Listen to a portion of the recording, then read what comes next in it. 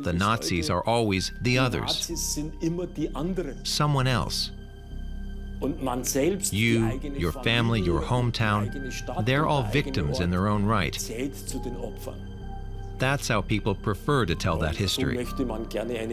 And if we were to open an exhibition now, it would quickly be clear. We can't all be victims.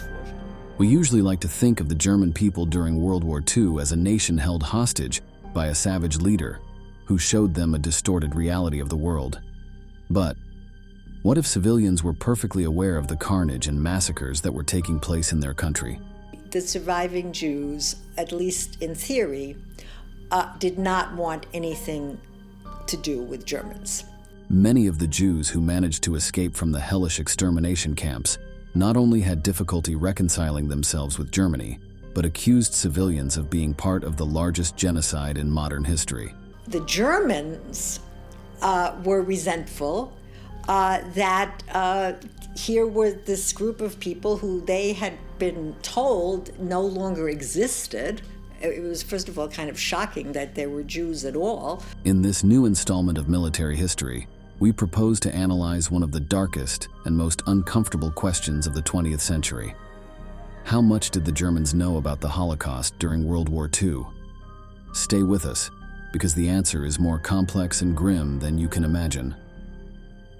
During the second half of the 20th century, the image of a German people who were unable to see what their leader, Adolf Hitler, was doing, has prevailed. A society that was not aware of the material that made up the ashes scattered from the chimneys of the crematorium ovens. However, this vision has been strongly questioned by research and the discovery of terrifying documents. An excellent starting point to resolve this mystery is to return to the community where National Socialism began to gather. The city of C is a paradigmatic example of how quickly Nazism was adopted in various sectors of the German population, many years before Hitler had the power to force the masses to follow him. In that town, the Führer spent 264 days behind bars after a failed coup d'etat in 1923. That stay radicalized him and gave him the time to write Mein Kampf, his infamous manifesto, which we will tell you about later. From that moment on, Landsberg became an important focus for the National Socialist Party, with constant spontaneous acts and unprecedented hostility towards the Jewish community. The first attacks were recorded in that region, a putrid seed that would later end up becoming an organized plan of extermination. This idea that the Third Reich just descended upon us, that no one participated, and that everyone was a victim because they were forced to take part, as they claimed. Well, there are good reasons why that wasn't the case for Landsberg. Landsberg had a local Nazi Party chapter as early as 1920. There wasn't any pressure at that point. An essential source for understanding the climate of that time is the personal diary of a German accountant named Friedrich Kellner, who between 1939 and 1945 documented his conflicting opinions regarding what was happening in the country. In the paragraphs of his personal diary, it is clear that the average German citizen was broadly aware of Nazi crimes and that they knew that their authorities were constantly hunting for individuals considered dangerous. The vast majority of society agreed. The part that was not opted for silence and complacency. In his texts, Kellner refers to conversations held with colleagues and cites publicly accessible sources, such as newspapers of the National Socialist Party and propaganda radio programs that painted a dark picture. In less than a year of Nazi government, the man had already reached a certain conclusion. The government was carrying out a mass killing of prisoners of different origins. The clues were there, with houses that had been destroyed and looted every day, which had only recently been inhabited by Jewish families. This indicates that a simple accountant could connect the dots to the terrible reality of the concentration camps. To understand the people's reaction to mass genocide, it is also useful to turn to the memories of survivors of that horror. Noah Klieger was a famous Jewish journalist who spent a terrifying time in Auschwitz and managed to get out alive, becoming a reference for historical research. Over time, he he gave numerous interviews in which he recounted not only the hardships he suffered, but also his relationship with other people inside and outside the camp. In a lecture, he said, "The non-Jews had better food and could get it from outside. Also, I'm not saying that it didn't happen sometimes, but it never happened to me that the Poles gave me some food. They never offered me anything. Sometimes they joked, 'I'll give you something to eat, but it's not kosher,' they said." In their view, even the prisoners were anti-Semitic and blamed the Jewish community for what was happening in the country. But hatred of the Jews did not begin overnight. Nor was society forced to accept laws and savage massacres without any psychological preparation. The truth is that the Holocaust was the last link in a long chain of hatred that was built up jointly by the government and civil society, which had already given ample evidence of being capable of horrific actions against those it considered guilty of the country's debacle. At this point, it is necessary to talk about the Nuremberg Laws. These laws were a series of racist and anti-Semitic reforms adopted unanimously on September 15, 1935. The Nuremberg Laws were drafted by the jurist and politician Wilhelm Frick in his position as Minister of the Interior of the Reich, with the approval of Adolf Hitler. Frick was a well-known anti-Semite and drafted these laws that prevented the Jewish community from racially associating with the German people, officially beginning the discrimination and persecution of the Jewish community in Germany. Later, it was spread throughout the entire continent. In Polish cities inside the general government, Jews were being put in secluded ghettos. Soon, these ghettos became overcrowded and death by hunger and disease was rampant. These laws were not only aimed at discriminating against the Semitic ethnic group due to their religious beliefs, but were also aimed at preventing racial mixing with the German people. The most important body of legislation was the Reich Citizenship Law and the Law for the Protection of German Blood and Honor, both of September 15, 1935. Keep in mind that these reforms were presented to the general public and were largely welcomed by a large portion of the German population. Noah Klieger is clear in his position. He believes that a large part of the population knew what was happening in the extermination camps. To make matters worse, he posits that society agreed, or at least did not dislike it enough to take up arms and protest about it. Already in the aforementioned book Mein Kampf, Adolf Hitler described the Jewish people as Germany's worst enemy and stated that the best solution was to purge the territory of this alleged plague. This publication was not a secret, but was the ideological basis for the establishment of the National Socialist Party. It is difficult to imagine that the hundreds of thousands of militants and members were unaware of the official policy. German people immediately grasped that the deportations of their neighbors was not a local affair. For example, the many bans on park benches and swimming pools, these were local affairs. However, this was a central decision that was carried out across the whole of the Reich. The difficulty in verifying Noah Klieger's claims is not a coincidence, but rather the result of a very precise strategy laid out by the top brass of the Third Reich. Nazi policy did much to facilitate the denial of the mass killing of Jews, Gypsies, Slavs, and the disabled, even as the extermination operation unfolded throughout German-occupied Europe. The Holocaust was not a state secret, but measures were taken to ensure that it did not become a worldwide headline. First, German officials wrote as little as possible about it and tried to keep documentation limited and imprecise. Most of the killing orders were given verbally, particularly those requested by higher-ups to avoid any connection with the war crimes committed. In order to conceal the extermination operation from the international community as much as possible, Hitler ordered that the killings never be directly discussed in German documentation or in public statements. Instead, the Germans used code names and neutral words to refer to the process of murdering millions of people. For example, in Nazi parlance, action referred to a violent operation against Jewish civilians by security forces. Resettlement to the east referred to the forced deportation of Jewish civilians to killing centers in German-occupied Poland, and special treatment meant annihilation by gassing. Most grimly, there are reports of transfers carried out in broad daylight, with local residents cheering the Reich's actions. In the city of Forchheim, 12 Jews were marched to the local railway station as a crowd of people expressed their interest and great satisfaction, according to a police report. The marches were accompanied with ill-wishers who chanted and cursed at them. The incredible thing is that the German government's tactics were so morbid that even Nazi officials disagreed with them. That is why measures were taken to ensure that dissenting voices were not heard. For example, Wilhelm Kube, the German civil administrator of occupied Belarus, fully supported the murder of Belarusian Jews, but spoke out against the SS deporting German Jews to Minsk to be shot. It may be foolish to approve one massacre and denounce the other, but it is futile to find moral logic in the reasoning of the Nazi genocidaires.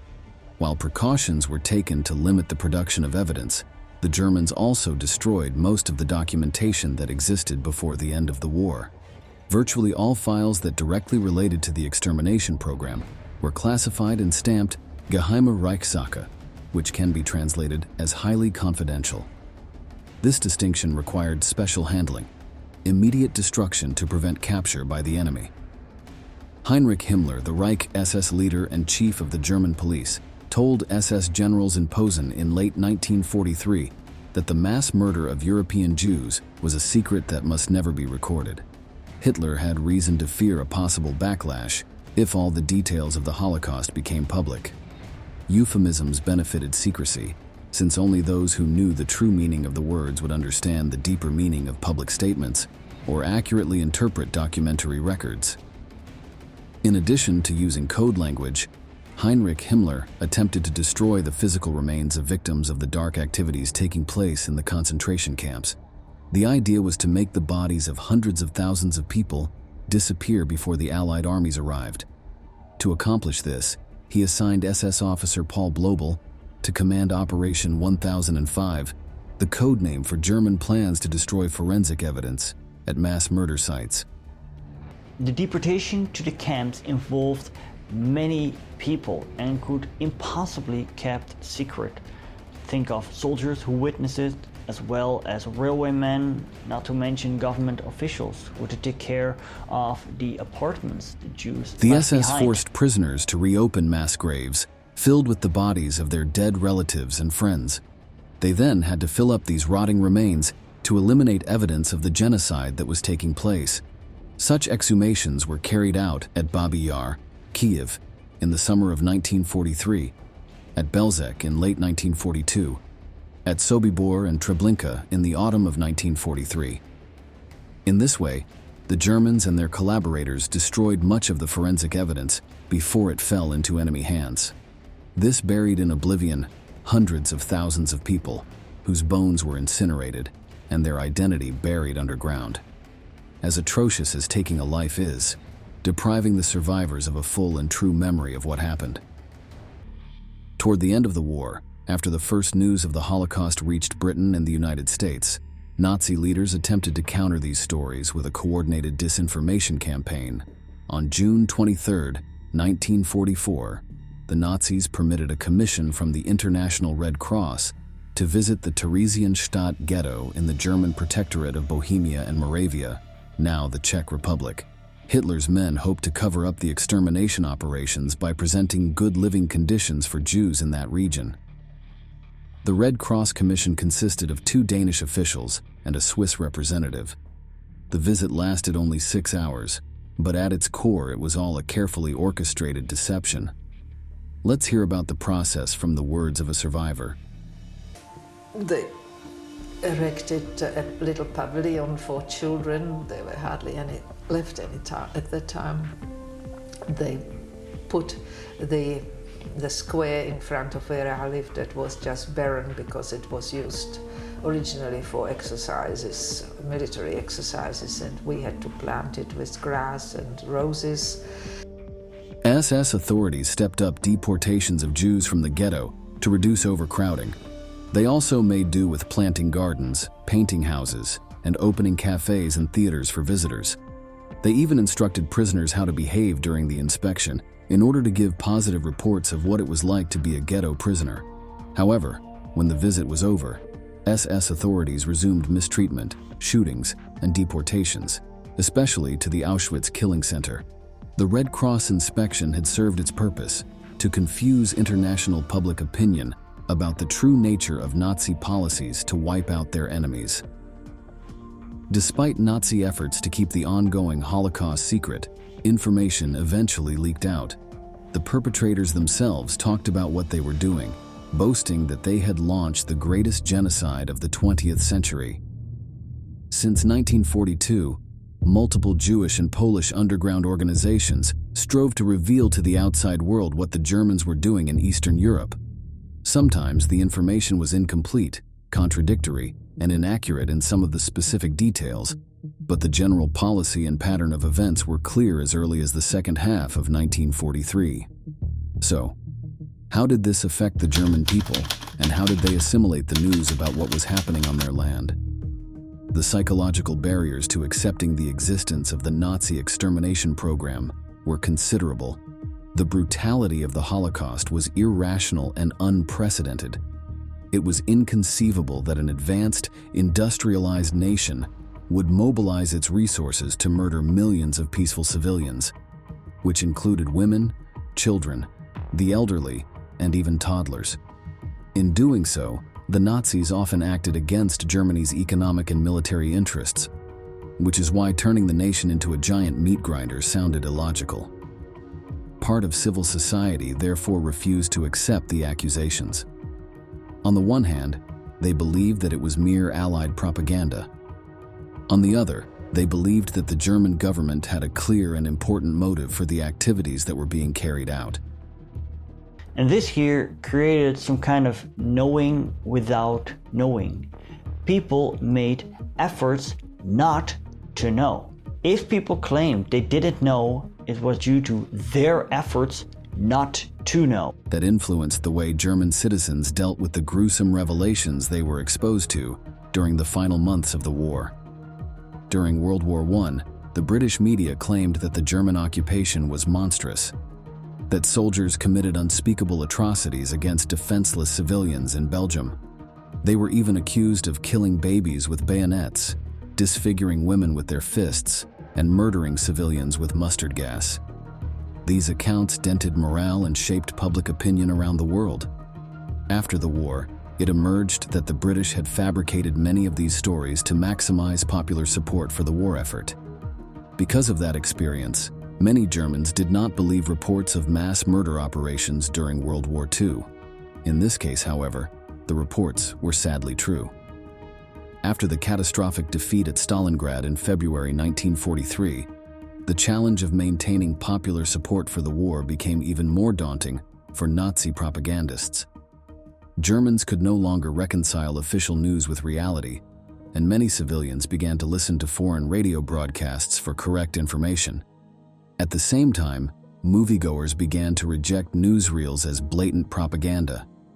That is why the infamous propaganda minister, Joseph Goebbels, ordered movie theaters to lock their doors before showing the weekly episodes in order to force viewers to stay if they wanted to see the films on the big screen. Until the end of the war, Nazi propagandists kept the public's attention focused on what would happen to Germany in the event of a defeat by the Allies and the International Jewish Front.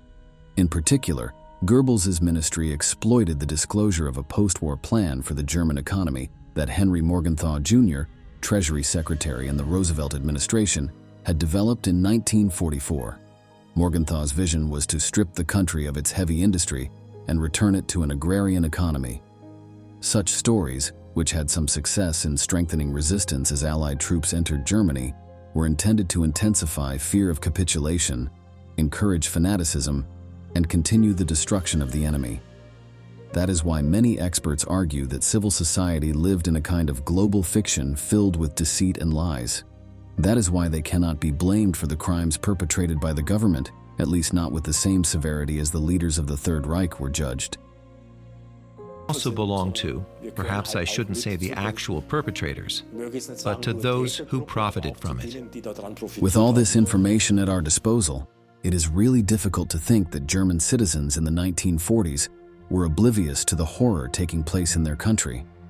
Death and news about extermination camps were the order of the day, but even if one ignored Allied propaganda, One only had to look at the cities of the Reich to understand that hundreds of thousands of people had been arrested and possibly annihilated. The question of how much responsibility lies with the people does not have a simple answer, but we can be sure that the Holocaust was a great open secret that was finally revealed in 1945. This brings us to the end of the video. If you want us to delve into dark topics like this, we invite you to subscribe and activate notifications on our channel. Without further ado, we say goodbye until the next installment of Military History. Thank you for joining us.